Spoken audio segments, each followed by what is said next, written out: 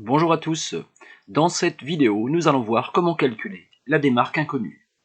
On appelle démarque la différence entre le chiffre d'affaires théorique et le chiffre d'affaires réel d'un point de vente. Celle-ci peut être connue, par exemple la casse de marchandises de la part d'un salarié, ou inconnue, essentiellement les vols des clients. Pour traiter ce genre d'exercice dans un sujet d'examen, je vous conseille de faire un petit tableau. Dans cet ordre, le stock initial, plus les achats de la période, moins les ventes de la période, doit donner le stock final théorique, en gros celui de l'ordinateur, moins le stock final réel constaté, celui de l'inventaire, égale la démarque, qui peut être connue et inconnue. Et on peut reporter trois colonnes, les quantités, le prix unitaire et le montant. On va donc faire trois exercices pour lesquels les colonnes grisées correspondent aux données du sujet. Dans le premier sujet, première donnée connue, 200 ventes dans la période, au prix de 28 €, 240 achats au prix de 16 €, un stock initial de 60 unités, un stock final réel de 90 unités et une démarque connue de 2 produits. Le stock final théorique devrait donc être de égale 60 plus 240, mais moins 200, soit 100. Le stock final réel étant de 90, la démarque est donc égale à 100 moins 90, soit 10. La démarque connue étant de 2, la démarque inconnue est égale à 10 moins 2, soit 8 unités. En termes de chiffre d'affaires perdu, égale 28 € l'unité, soit 8 fois 28, 224 €.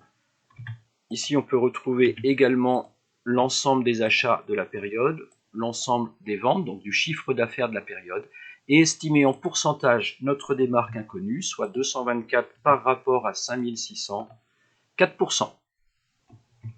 Dans le sujet numéro 2, les informations communiquées ne sont pas forcément les mêmes. J'ai reporté dans un premier temps tout ce qui était connu. Pour les achats de la période, 1000 unités à 10 €, soit un montant acheté de 10 000 €. Pour les ventes de la période, un chiffre d'affaires de 14 100 grâce à un produit vendu 15 €. On peut donc en déduire qu'il a été vendu 14 100 divisé par 15, 940 produits. On devrait donc avoir un stock final théorique de 58 plus les achats moins les ventes, soit 118 produits. Le stock final réel est nettement plus bas, seulement 20 produits. La démarque est donc de 118 moins 20, soit 98. Elle est connue pour 12 articles et inconnue pour 98 moins 12, soit 86 articles, que l'on peut valoriser en termes de chiffre d'affaires à 15 € l'unité, soit globalement un manque à gagner en chiffre d'affaires de 1290 €, et en pourcentage, cela représente 9% du chiffre d'affaires de l'entreprise. Troisième et dernier exercice, là encore j'ai déjà reporté toutes les informations communiquées par le sujet. Il nous manque à calculer les achats de la période, soit 320 fois 60, le chiffre d'affaires de la période, soit un montant de 31 200. Le stock final théorique devrait être de 60 plus les achats 320, mais moins les ventes, soit 120.